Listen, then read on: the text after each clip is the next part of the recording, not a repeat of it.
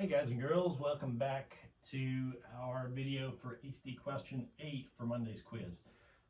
We are talking about a skid distance problem where we're maybe looking at accident reconstruction, and we observe a skid length of 108 feet from the markings on the pavement where the person slammed on the brakes. And then we're told that civil engineers estimate this distance as the square root of 35, they estimate the initial speed in miles per hour as the square root of 35 times the distance of the skid marks. So what we want to do is we want to find the initial velocity in miles per hour. So there's a little bit of a modeling part to this that you have to read through the question and think through a little bit, but the real computational issue is how do we take the square root of 35 times 108. And more often than not, the wrong thing to do is multiply these numbers together.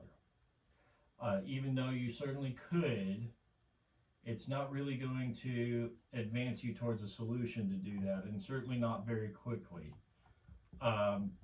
So what we want to do is we want to factor everything. We want to factor everything out. So 35 is 5 times 7, so we're taking the square root of 5 times 7. And then 108 is 9 times 12, but that's the same thing as 27 times 4. Or 3 times 3 times 3 times 2 times 2.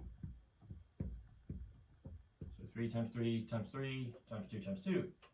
Well, every pair of 3's and every pair of 2's I can bring outside the square root as a single 3 or a single 2. So this would be 3 times 2, 3 times 2, times the square root of 5 times 7 times 3. The 5 and the 7 and the 3 are left over. So this is going to end up being the 6 on the square root of 7 times 3 is 21, and multiplied by 5, that is 105. That is how we got our answer of 6 on the square root of 105. So once again, if you're in doubt about what to do on a math problem, factor it out. Thanks for watching.